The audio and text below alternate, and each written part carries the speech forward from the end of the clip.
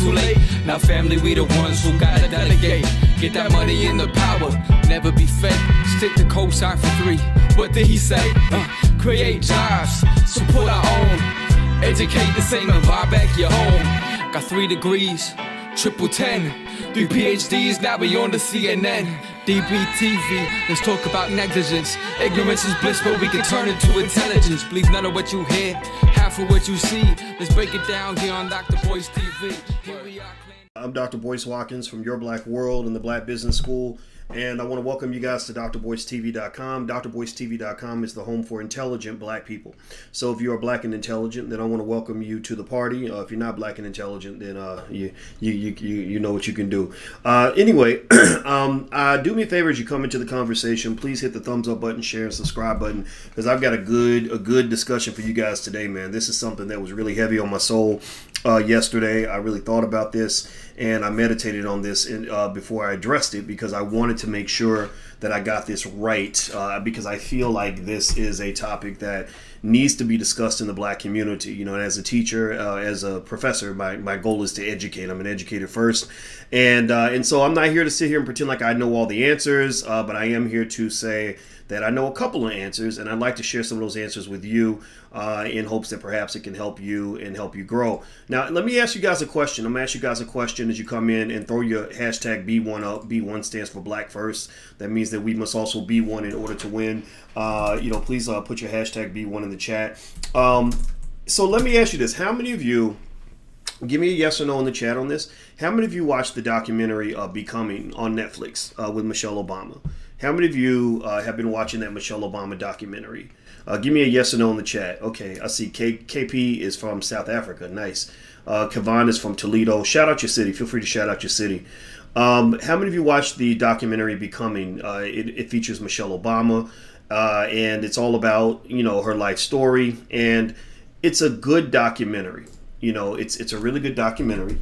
I'm not here to crap on Michelle or to say that, I think Michelle is a bad person or worthless or anything like that. But, here's the thing. Sorry, I'm letting everybody know that we're live. Here's the thing. Even though I have a tremendous amount of admiration and respect and appreciation for Michelle and the Obamas, I think that there has to be a critical and thoughtful discussion regarding, just what all this means. Like what the Obamas represent for the black community, what this documentary represents, what the goal is for the documentary. Because I'm hoping that at the end of the day, we can all agree that our goal is not to celebrate people per se, just to celebrate them, but to really talk about, what needs to happen for us to start winning. I personally want to see black people win again. I want to see black people, as they say, make America great again. Well, I want to make black people great again. I really do. I want to see black people achieving at the level that we know we're capable of. I want to see us solving problems. And I don't always see that. Instead, I see a lot of exercises in futility. And why do I say that? Well, I say that because, I watched this documentary and I couldn't help but feel that a lot of this documentary, unfortunately, and I don't know if Michelle wanted it to be seen this way or not, but it was almost like a victory lap. It was almost like a celebration. It was like Michelle's celebration of Michelle. I can say that even though Michelle's a great woman, I'm not so much into that type of thing. In a way, if you want to see that, I'll just go, get a Kanye West album or something like that. So this sort of self-celebration of look at me, look at how great I am. I'm an inspiration to other people, not because so much of what I've done for anybody or done for the community, but because I'm just special, because white people put me in a special position, and that makes me special. And if you behave like me and you follow the rules like me and you get white people to like you like me, then one day you'll be special too. One day you'll have an opportunity to get your good Negro sticker, and they'll put you on a throne and parade you around the country and give you $100 million in the bank, and you'll get to feel like you can call your mama and say, "Mama, I made it. Look, mama, I made it." Right? And I think that black people have a virus. We have a very bad virus in our community. And that virus is what I would call "Mama, I made it" syndrome. Mama, I made it syndrome. And Michelle is infected deeply. Love Michelle. Don't get me wrong. I like Mrs. Obama. Alicia graduated from University of Chicago, where Michelle, and Barack used to teach. I lived 2 blocks from Barack. Literally, I could run to Barack's house in 45 seconds back when I was fat. Seriously, I could run to his house and be back in 2 to 3 minutes back when I was out of shape and I was 80 pounds overweight. Seriously, that's how close I lived to the Obama's house. And I'm going to tell you, it was interesting. It was really interesting because I got a real close insight into all the crazy politics going on when he got elected. All the different perspectives I heard from different people in Chicago, about the Obamas. They are seen as extremely intelligent people, very professional. They handled their careers extremely well. And one day, I'm telling you, one day I was looking out the window and I got a glimpse of that presidential motorcade. Sorry guys, ooh, I'm sneezing. Oh, it's allergies. I ain't got no corona, so stop it. Stop freaking out over corona. That stuff ain't going there. Your odds of we'll talk about that later. So I saw the motorcade and we counted how many cars were in the motorcade. When I counted all the cars, the motorcycles, the ambulances, the fire trucks, the SUVs with guys with helmets, with machine guns hanging out the window, 2 limousines, not one, 2 limos. I counted 37 vehicles, man, 37 vehicles. That's balling, right? That's balling out of control, right? So the Obamas are the ultimate ballers, right? You should call them the old ballers, right? We're gonna call them the old ballers because they're balling, right? And God bless them for balling, right? We here's the sad reality though. We have a lot of balled out Negroes out here. We got a lot of black celebrities. That ain't nothing new. I've seen ballers before. I've seen people with helicopters and jets and, and fancy white people around them, doing their hair and putting their, makeup on and taking them to the European stylists. Fuck the black stylists, right? Black people don't know nothing about no fashion. Let's go to Europe. Now that we're special, now that we're the chosen Negroes, we're going to go to Italy to get our style because, my God, why would you go get things from the Negroes, right? We'll go to the Negroes when we want to, when we want to have a hip hop party or we want to learn another dance, right? And so here's the thing. Here's what I think probably got me a little bit on the Michelle Obama documentary. I saw Michelle in this doc. I recommend watching it so you can get your own opinion. I'm not here to tell you what to think. I'm here to kind of just give you a perspective so that it might help with your own thinking. She handled the documentary very well. As Barack told her during the documentary, he told her that she's a very good storyteller. And I agree 100% with that statement. She is an excellent storyteller. She carries herself with a tremendous amount of grace.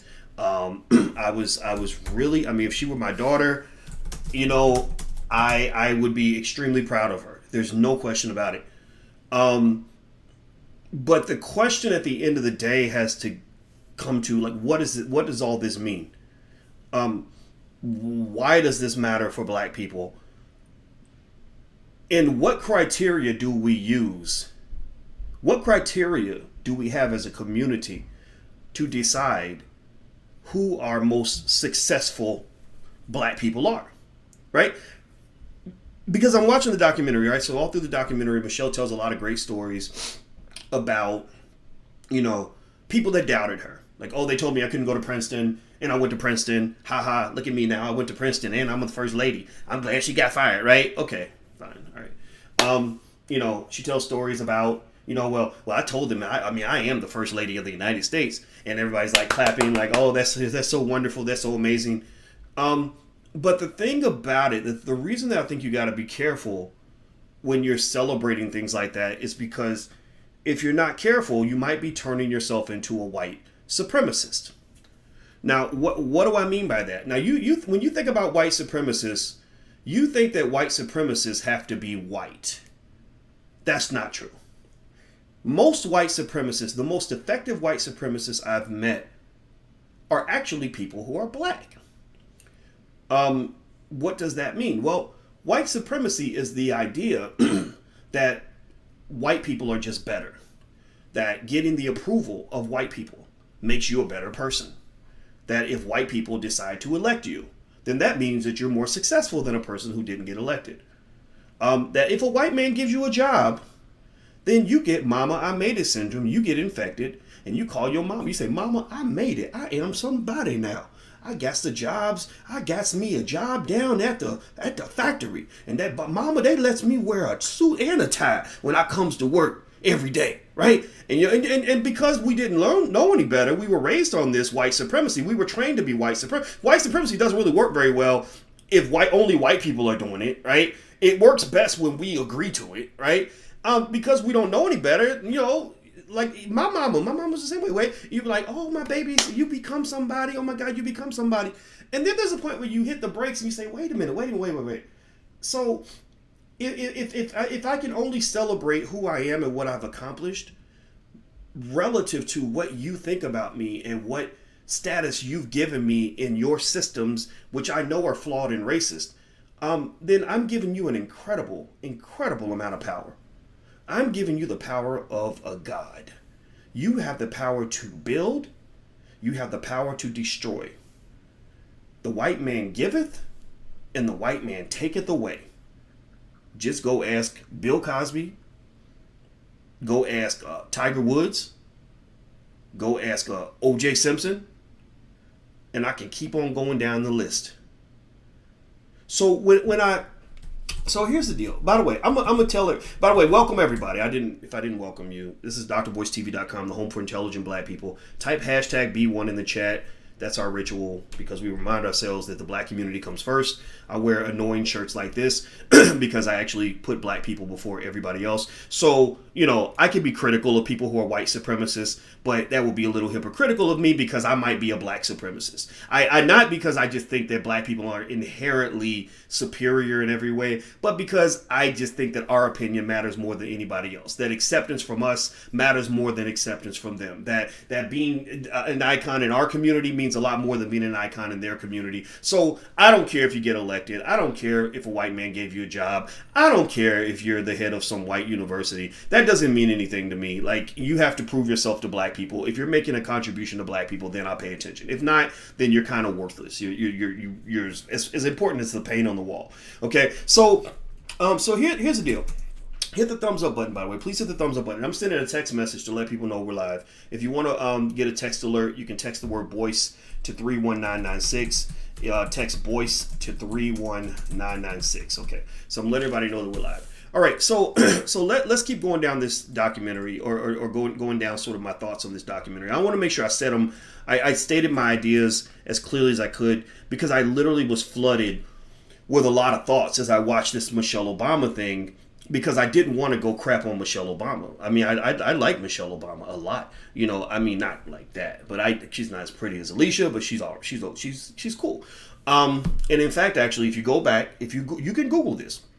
I almost got fired from Syracuse University over Michelle Obama, defending the honor of Michelle Obama. Do y'all know that? Y'all might not know this, but a guy named Bill O'Reilly, who used to be on Fox News, made a joke about lynching Michelle Obama on the air.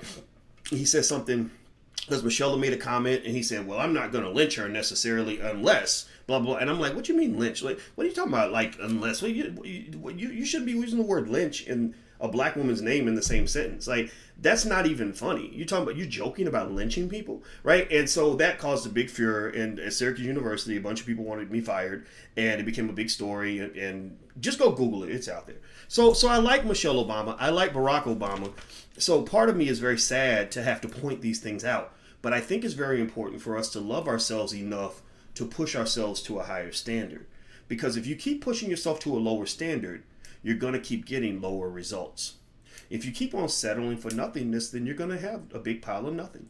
So here's the thing. When I watched the Michelle Obama documentary, she was on her tour for her book, Becoming, and she's going city to city, celebrating all her, great accomplishments, which basically her great accomplishment was being elected to the White House, and then having doing great. Like they handled themselves well, no scandals, Barack was well spoken, Michelle maintained her composure. I respect that a lot. But a lot of it also wasn't just a celebration of white supremacy in the sense of saying that the reason this woman's on the stage and the reason that you consider her to be one of the most successful black people in history is because you've crippled yourself enough psychologically that you're allowing white people to decide who your most successful black people are. Had the Obamas not been embraced by white people, you would not have had her on the stage and you would not be considering her to be one of the most successful black people in history. Am I right or am I right? That's the honest to God truth.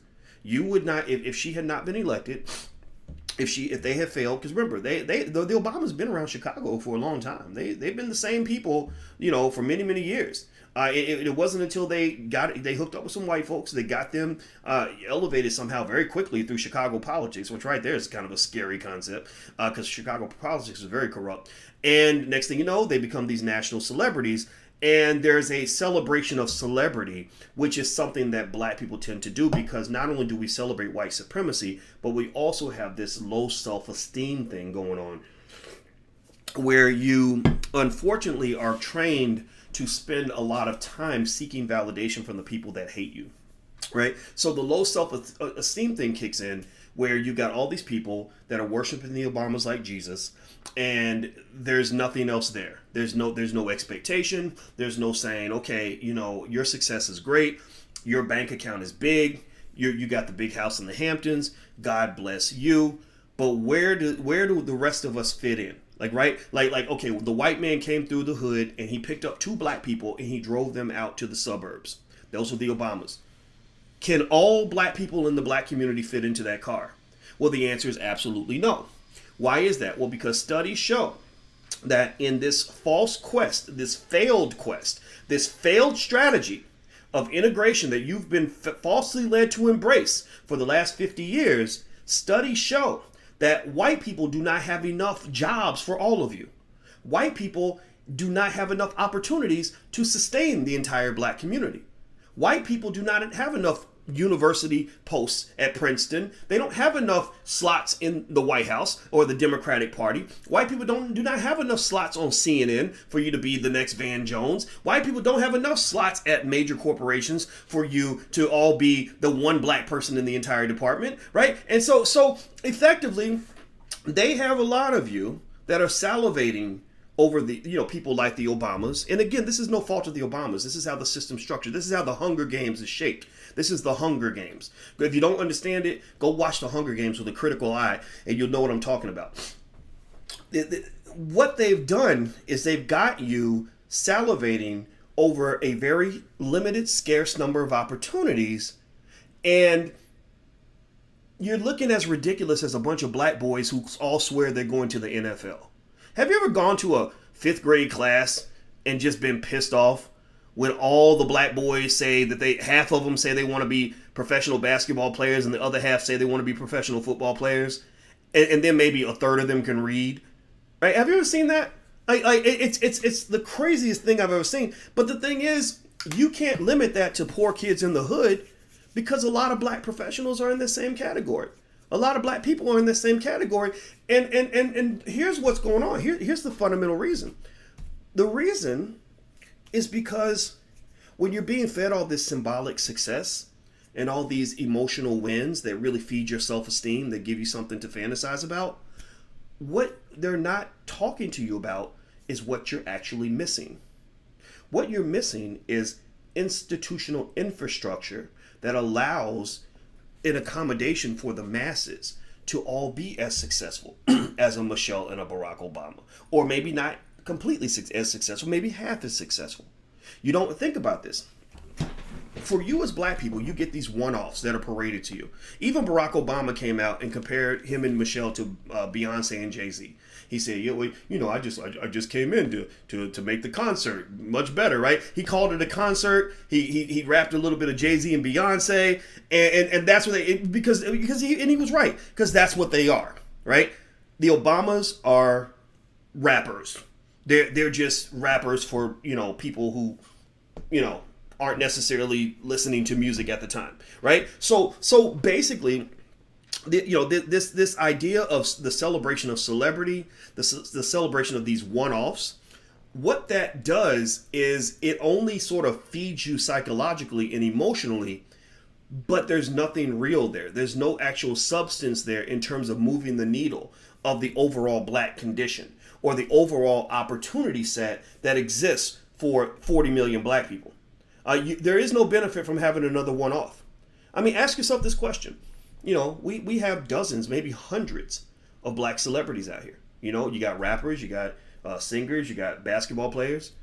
If you got all these black people that are so successful, all these people that are supposedly millionaires, you would think the black community would be doing great, right? There shouldn't be a black neighborhood anywhere I can go to where people are hungry or, you know, kids are getting shot up in the street or people are struggling. But that's not the case, right? Well, and the reason for that is because you're missing institutional infrastructure. You don't have a capital base to support your community. You're sort of getting off on these one-offs, right? So anyway, let me keep going. Do me a favor, hit the thumbs up button. Please hit the thumbs up button, share and subscribe button if you haven't done it yet. So when I think about Michelle Obama's title of her book, the book is called Becoming, and so I'm weird like that. So I'll think, okay, becoming what?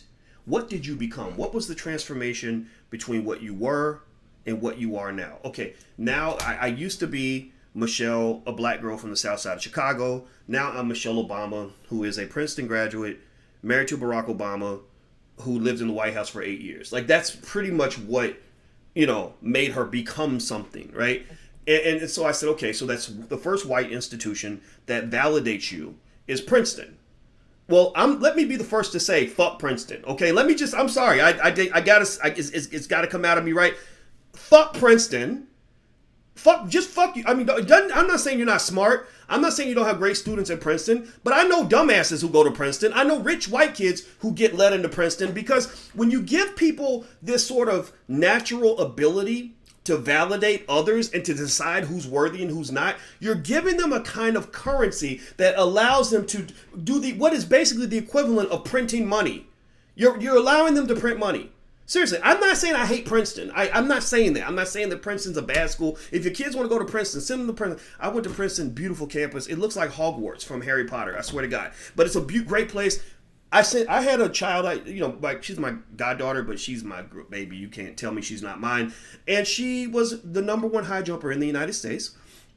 Princeton was one of the schools that she could have went to. And I was like, I like Princeton. You should go to Princeton, right? So Princeton's cool, but I go back to my original point. Fuck Princeton.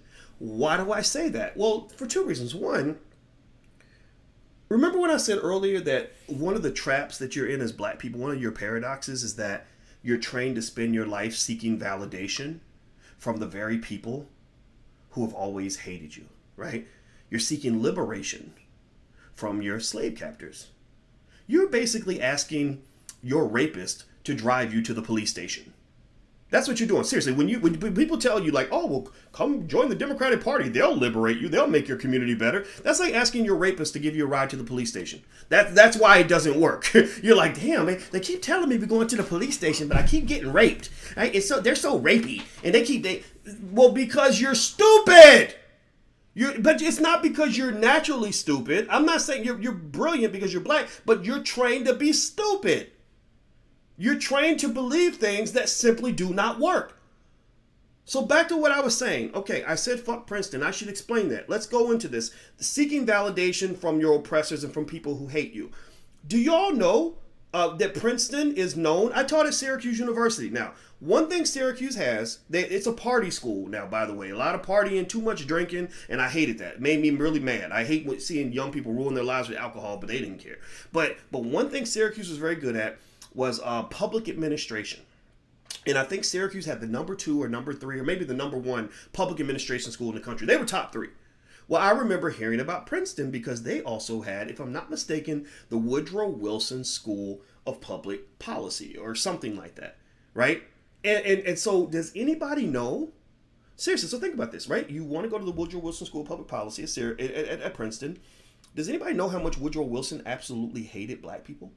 Like, do you know, do you really know how how he just could not stand your black ass, like really thought black people just deserved to die. In fact, I think Woodrow Wilson was a member of the KKK. Don't quote me on that, but Google that. Give me a yes or no in the chat if it's true. Some of y'all can Google it if you want to, but I believe Woodrow Wilson, among I think 4 or 5 other American presidents, was a member of the Ku Klux Klan. So process this. Think about this. This is how they got y'all stuck on stupid. All of us. I say us because I don't want you to feel bad, because this stuff surprised me when I first heard it. They have you validating yourself, right, based on criteria that is set by people who not only hate you, but have completely rigged the game against you. Now, let me tell you something. 2 things I'm pretty good at. One is I'm good at interviews. I've done thousands of interviews on TV networks and radio stations and stuff like that. And another thing I'm really good at is poker. I'm really good. I like poker a lot. I hate gambling. I think gambling's bad. So don't get into gambling too heavy because you lose all your money. But I like playing poker for very little money because it is a great game of strategy, psychology, and math. Why do I mention that point? I mention that point because one thing I learned from being a really great poker player, and because I'm good, I played in tournaments with 500-600 people and gotten first place. Like, I've done that before. Like, I'm just good at that. And the other thing I've learned from poker and also all these interviews is that there are situations where when you see a trap coming, when somebody lures you to play a rigged game, you back up and you say, I'm not playing that game with y'all. I'm not even gonna play that game. And they say, well, why aren't you gonna play? You scared? You're like, no, I'm not gonna play the game because the game is rigged. So here's my point. So when I look at white supremacist systems and institutions, and the fact that we've been trained to believe that those systems validate us, and that's our only source of validation, that's your problem. It doesn't mean that it can't have value, but it has to have reduced value. You've got to drop the value and find new metrics to determine what a successful black person looks like. You basically have allowed them to let you play a rigged game, because what they do is they say, hey, little Negro, you know you ain't shit, right? Like, you know, when you were born, like, shit, we had the Planned Parenthood clinic in your neighborhood. We were hoping your mama would abort you, but since you're here, we just want you to know that you ain't shit, and your only opportunity to be shit or to be anything is if one of our institutions decides to stamp you on the forehead, to give you some sort of label, right? Now here's the thing. There's 100,000 of you, but we at Princeton, we only want 20. Right? We're going to take 20 of you and we're going to validate 20 of you, but we want the other 100,000 of you to sit around and salivate and to worship and honor and behold the 20 that we selected, because what that does is that gives us extra validation as well, but by the fact that other people are celebrating the people that we stamped on the forehead. So when Michelle Obama uses the term becoming in that title of that book, I'm like, what have you become? I'm not saying you haven't become anything, but if all you can tell me is that I am a Princeton graduate who went to Harvard Law School, who became the First Lady of the United States, all those things don't mean what you think. And honestly, if you use my measuring stick, which is the degree of correlation that I can make between your activities and the well-being of the black community, then I know 1,000 black people who've become far more than you'll ever be. I know 1,000 black teachers in the hood right now I could name who have saved far more black children in a real way, like put food in their stomach, education in their brain, motivation in their mind, protection of their bodies, like who've done far more than the Obamas ever could. Doesn't mean the Obamas don't matter, right? The Obamas are great, like Obama, like Barack said. Barack said he compared him and Michelle to Beyonce and Jay-Z. They're entertainers. Right? And that's fine. If that's what you just be an entertainer, and that's okay. But this idea of making them into something other than they are, that devalues you. That devalues you. In fact, I had a conversation. Alicia and I we created a foundation. It's called the Boyce and Alicia Watkins Foundation. And I told Alicia, I said, I want this whole foundation's entire purpose to be focused on independent black-owned schools. Not black people going to Princeton. I don't care, but fuck Princeton. They got money.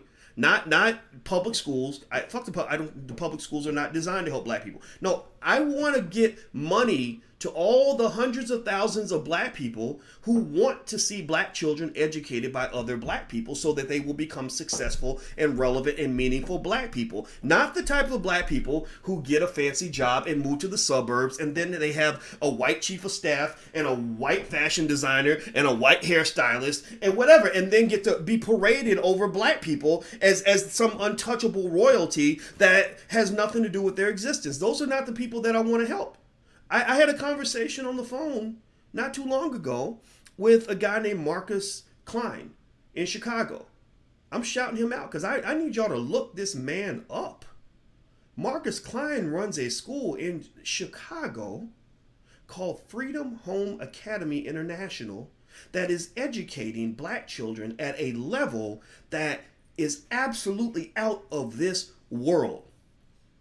And I'm not dissing the Obamas for bragging about Princeton and Harvard, but not many black people are going to be at Princeton and Harvard. Let's just keep it 100. And Princeton's had a lot of racism complaints over the years. So has Harvard.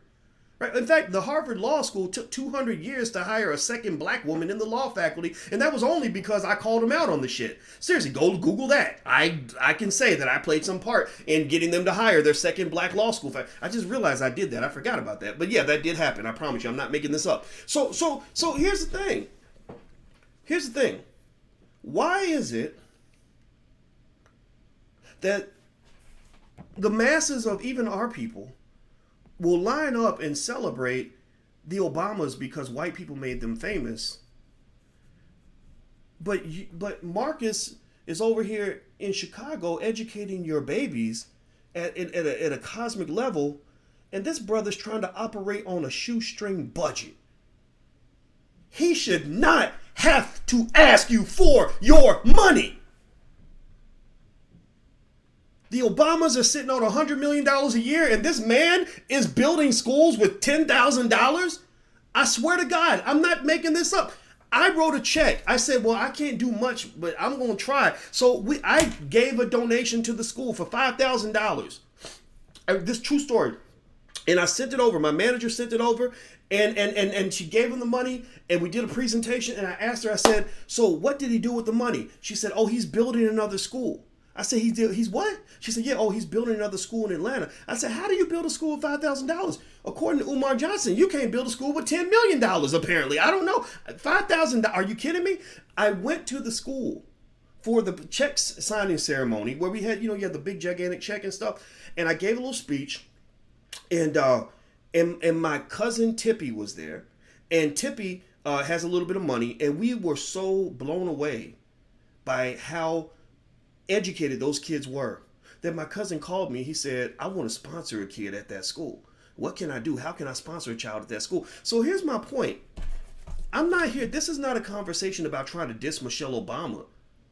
This is the conversation more about you and I, and saying, where the hell are your damn priorities? Your celebrities, people say, well, boys, why do you expect the celebrities to do anything and blah, blah, blah, blah. I actually don't. I'm talking to you. I'm not really talking to Michelle. Michelle's going to get her money. She's got her white friends that are going to make sure that her pockets are fat, and she gets to do the Beyonce Jay-Z imitation. But just know that there's a difference between that and actual substantive progress in your community. That is not substantive progress. It's just not. The Obamas don't represent any meaningful, relevant progress in the black community. There aren't any statistics I can find anywhere, especially on the economic front, that show that Southside Chicago is economically better off because the Obamas were in office. That's just a fact. Do me a favor, please hit the thumbs up button, share, and subscribe button if you haven't done it. Please do that. So let me say this. Let me mention this, though. This is an important point to bring up. So in Michelle's documentary, and I want to keep reiterating, I'm not attacking this lady. I like Michelle. I really do. I told you, I almost lost my job at Syracuse for her. So you don't risk your job for somebody you hate. I just have an awkward way of expressing my feelings, and my thoughts. So if anything sounds like I'm being nasty or attacking her, just chalk it up to the fact that I'm an awkward human being who's doing his best to speak a truth that I hope people will hear. I heard Michelle mention when voting came up. Now, of course, we know the Democratic Party is always in a rush to fight for black voting rights. They love to fight for your voting rights. They don't fight for much else, but they'll fight for your voting rights. And you've been falsely led to believe that they do that to benefit you. No, they do that to benefit their aristocracy. Michelle and Barack, if you look at their background, they both went to Harvard Law School. There is a Harvard-Yale lock on all the leading positions in government. If you look at the Supreme Court, every single Supreme Court justice attended Harvard or Yale at some point in their career. Ruth Bader Ginsburg is the only one who did not graduate from Harvard or Yale, but that was only because she started at Harvard and transferred to Columbia, another Ivy League school, because her husband took a job there on the faculty. So a big chunk of the reason that black voting rights are so important to the elite and to the aristocracy is because they want to empower you to empower them. Right? So when Michelle Obama says we need everybody to vote, I'm disappointed that black people didn't vote. It's kind of like the Queen of England saying, I need everybody to pay their taxes so that we can pay the mortgage on the castle. And we can give you more this show. We can give you all this flash, right? But again, there's a difference between the flash and the substance. I think that what she needs to understand, though, is that the black community's gotten a lot more intelligent collectively, I believe, than they were even before the Obamas were elected.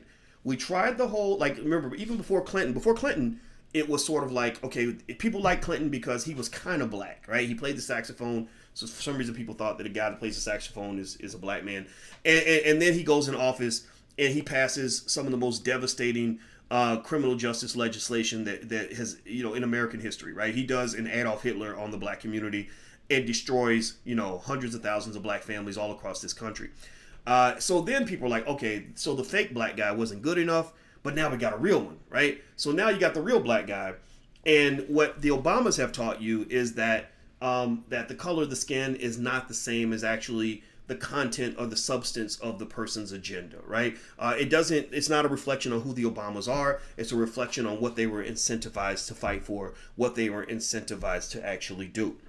So with Michelle, when she says, I'm disappointed that black people didn't show up to the polls, I kind of look at that with a little bit of audacity, or I question the audacity of even thinking that somehow you've been that you have been selected as an individual who is even allowed or qualified or certified to tell black people what to do.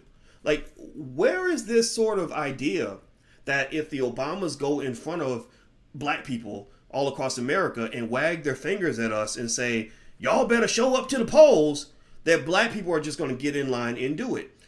That, to me, speaks to a serious amount of disrespect for the black community. I think that they see the black community as a pack of savage, unintellectual children with a few elites who went to Harvard, Yale, and Brown, who were civilized by white folks because they were processed through white institutions. So they've been, quarantined and properly cleansed. They've been sanitized, right? But the masses of you are seen as a bunch of idiots who are hypnotized by TV, radio, and hip hop music and barbecue chicken in between, right? I really believe that that's what they see, right? So they're thinking, like, if we just get Barack to go out and say, y'all need to vote. Your ancestors died for you to vote. Or if you don't vote, you don't count. Right? That people are just going to line up and do it, right? Because here's the thing. If there was a respect for the black community, then instead of saying, I'm disappointed that black people didn't vote, it's our people who let me down, maybe it ain't all about you. Maybe it needs to be a two-way dialogue. And why do I say that? Well, let me tell you another little story. I got so many good stories. I didn't realize I had these stories. Back in 2007, back when people, I guess, thought that I was going to play the game a little different, I actually got a call from the White House when Obama got elected, right? I wasn't that important to the point where I was invited to really fancy stuff. They knew better than that. But I did get a call from one of the people in the White House who was responsible for, managing the perception of Barack with black media. right? And because even back then I had a little bit of a platform, I'd write my articles and a few, maybe 20, 30,000 black people would read them. But it was a smaller platform back then. The guy would call me, right? And he wanted to talk to me, and I was like, sure, yeah, I'll talk to you. Like, this is good. Like, I was very optimistic. I was thinking, this is awesome, right? We're going to have a two-way dialogue where they're going to find out what black people are thinking, right? One thing I can say with certainty is I've always had a good pulse on what black people are thinking. Not just from instinct and from talking to you guys a lot, but also from statistics. Like, I do polls and surveys to see what opinions are, stuff like that. The internet's great for that stuff. And so this guy, would call me.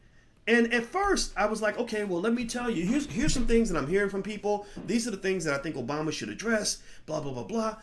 And then I eventually realized that the guy wasn't listening to me. The guy was not at all interested in anything I had to say. In his mind, it was supposed to be a one-way conversation. In his mind, it was supposed to be, no, I'm giving you orders from the top on what message you're supposed to push. And I'm like, are you what? Because you think I have some sort of undying loyalty to Obama just because white people put him in office? Fuck you. So after about maybe 2 phone calls with this guy, I just told him, I said, man, don't call me no more. I said, this is stupid. This is stupid. You're playing people. And all you're doing is you're asking people like me to carry water for people like you with nothing in return. Well, where I come from, that's what you do with a hoe. I'm not your hoe. I'm not here to serve King Obama. I'm sorry. Obama is here to serve us. You serve us. So what I will say to Michelle, and I will go back to this point, because I really think, I wouldn't be surprised, Michelle and Hillary both have these documentaries that have just come out. I think it's because they're going to make a political move. One of those two is going to do something. Because, Joe Biden is a little bit off. I mean, this man, he's forgetting things. And I think that they know more than we know about his mental condition. So I wouldn't be surprised if somehow Biden ends up miraculously jumping out of the race at the last minute, and Michelle or Hillary or somebody just coming in and with this amazing ticket.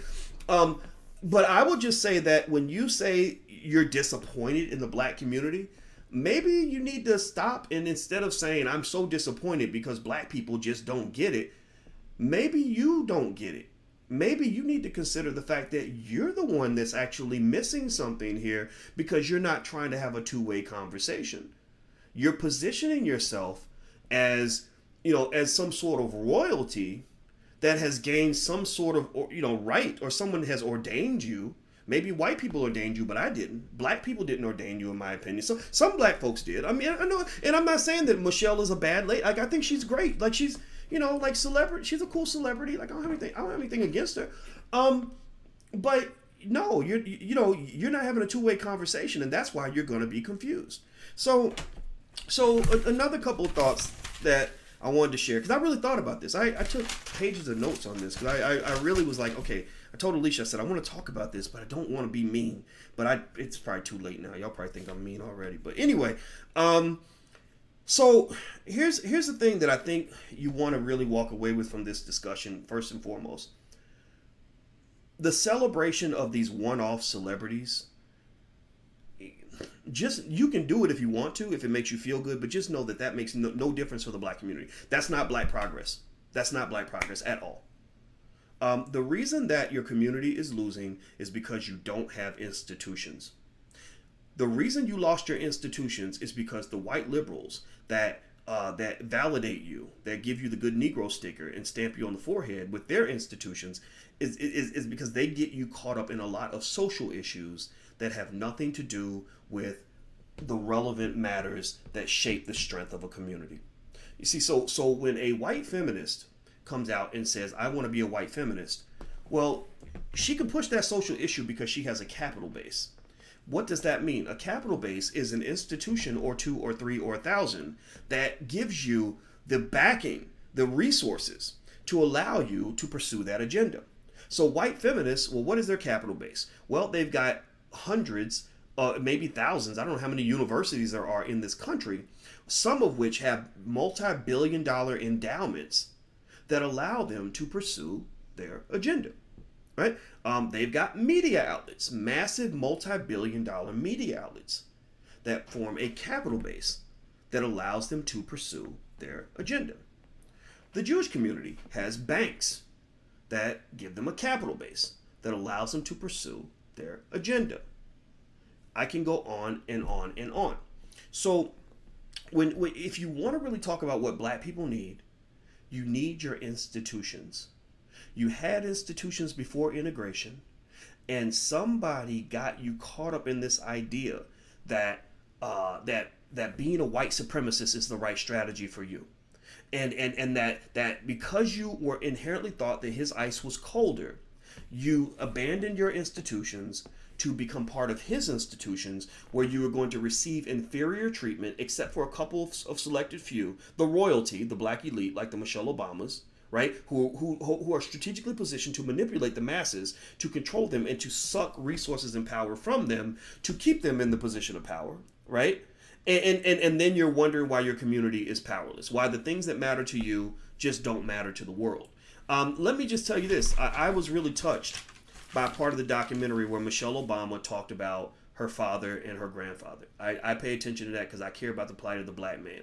And she showed old pictures of her family in the south side of Chicago. She talked about how her dad got up and went to work every day, and he was a great man, and him coming through the door was like God walking up the steps. I don't know if anybody else ever had a daddy like that, but that's how I felt about my daddy. I felt like my daddy was the greatest black man in the history of the world. I still do. To this day, I feel like my daddy's the greatest. Well, and I honor that, and I appreciate that. But I will say this to Mrs. Obama.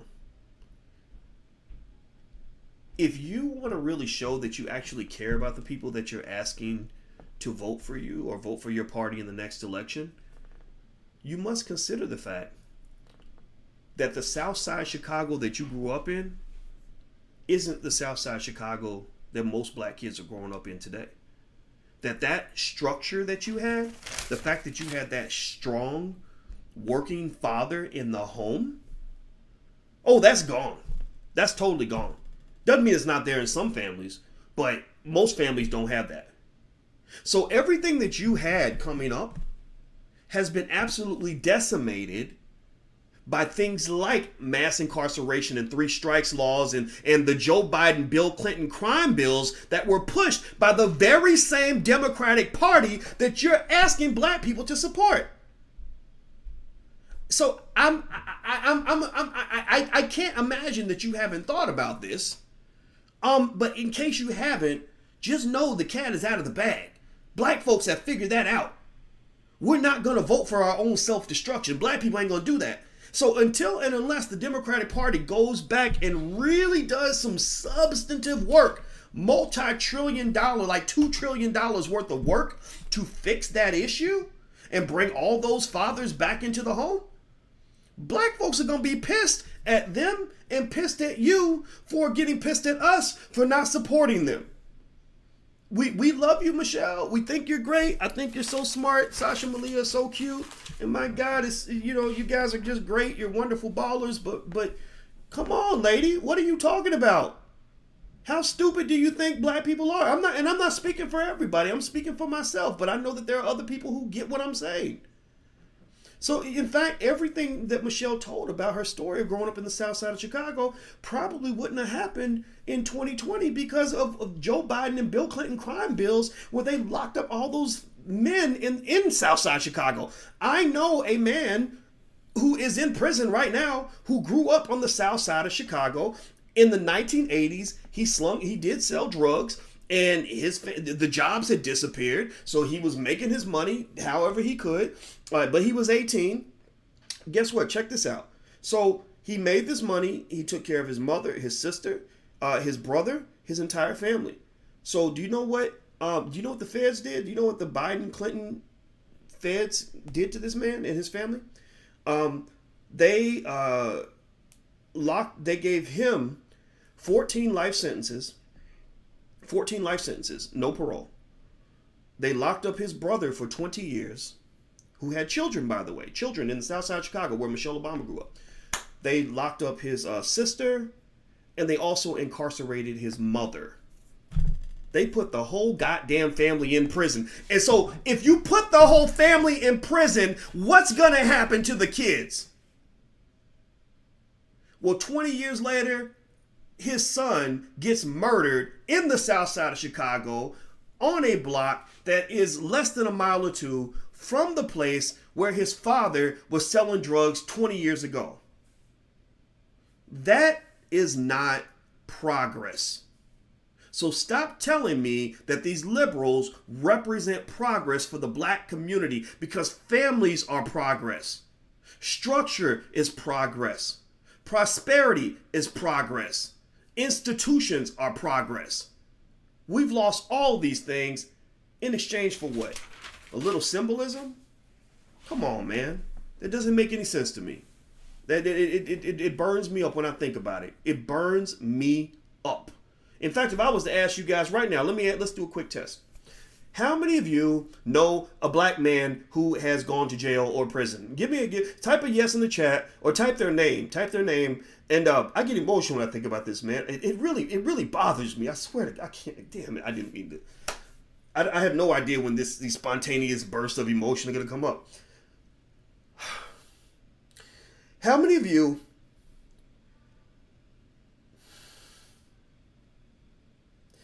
Okay, let me pull my emotions together, because I can't.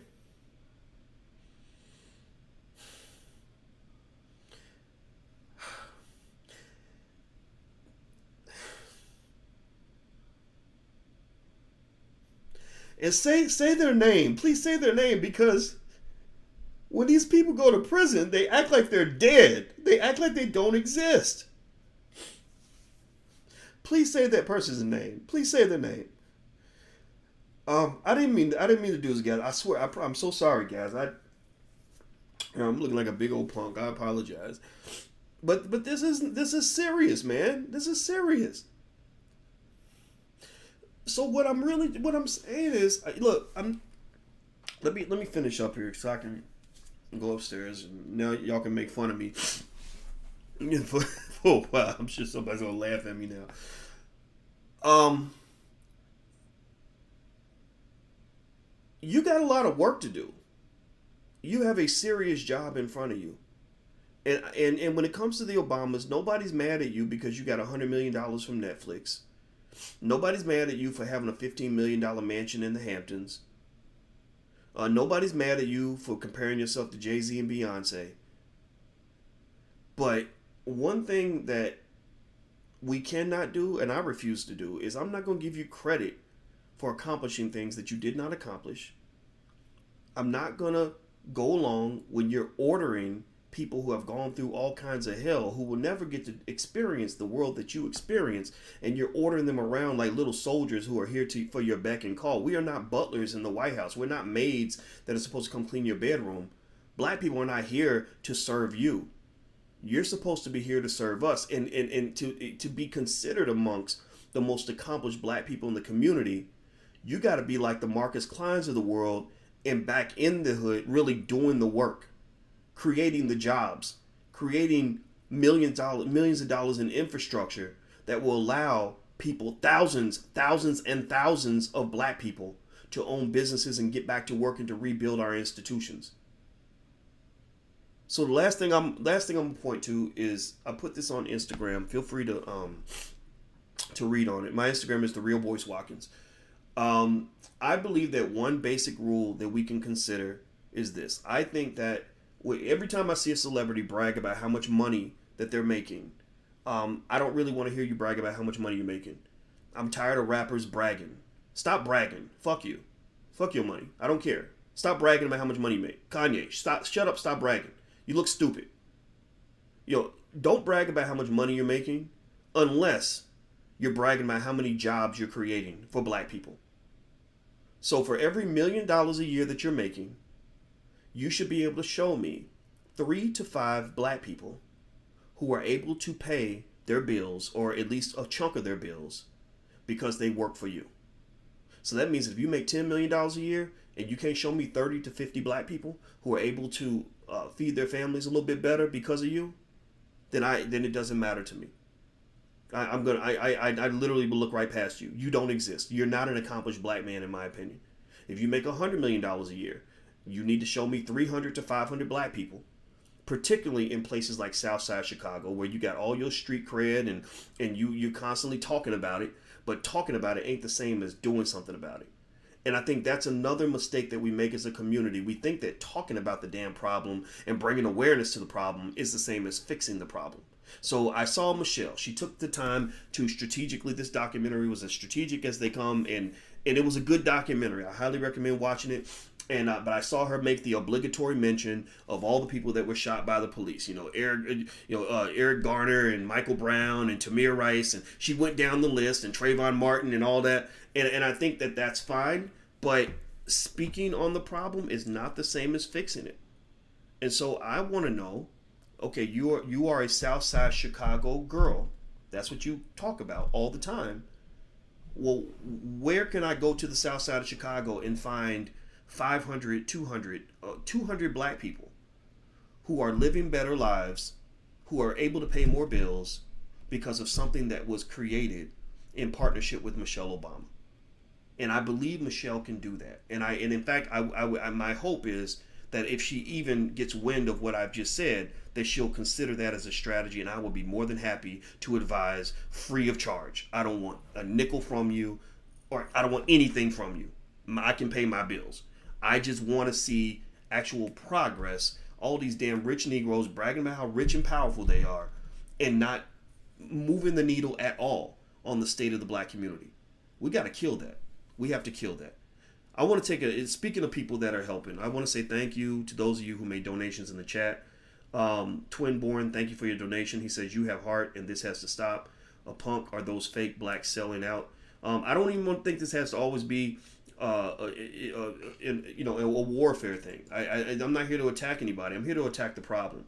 And I have a lot in common with people like the Obamas. I went to school and all that like they did, and I can respect what they did with Ivy League schools, but to kind of sit on that and to embrace that complacency and to not even have the desire to, at some point in some relevant way, put black people first, really speaks to the idea that you expect black people to suffer. That you're okay with black suffering, that, because studies show that people feel, white and black people feel that black people feel, studies show that both white and black people believe that black people feel less pain than white people.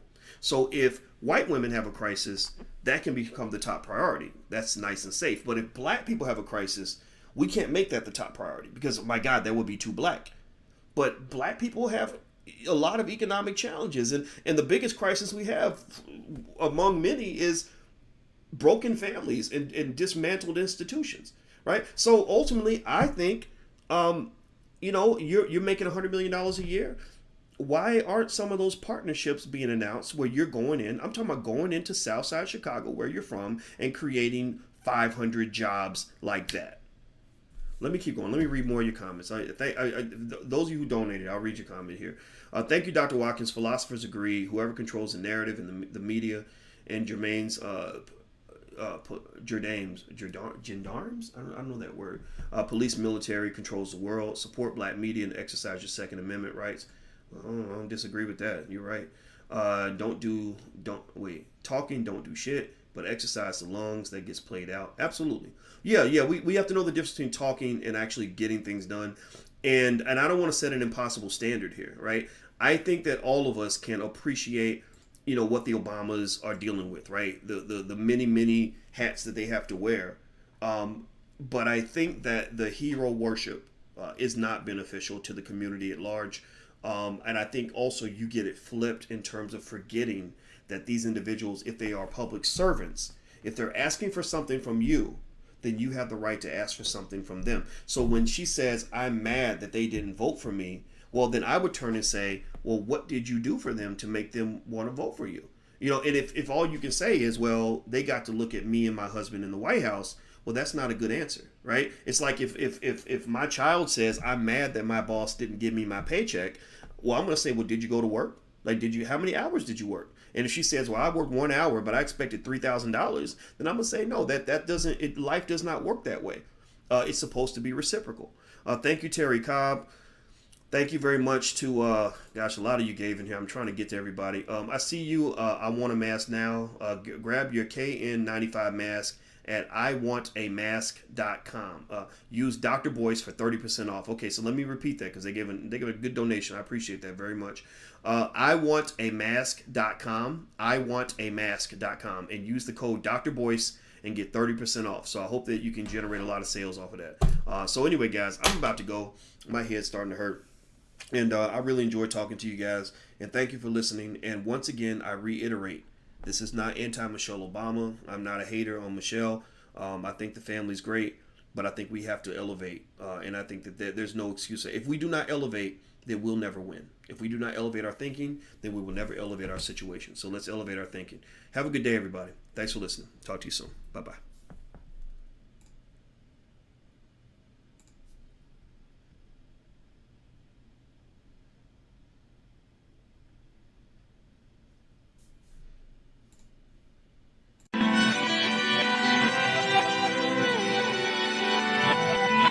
Here we are, clan the isms, cataclysm, great. Our people out here struggling, trying to make it in this state. Everybody out here doing it, but we the ones who late. Now family, we the ones who gotta delegate. Get that money in the power, never be fake. Stick to cosign for 3. What did he say? Create jobs, support our own. Educate the same and buy back your home. Got 3 degrees, triple 10. 3 PhDs, now we on the CNN. DBTV, let's talk about negligence. Ignorance is bliss, but we can turn it to intelligence. Believe none of what you hear, half of what you see.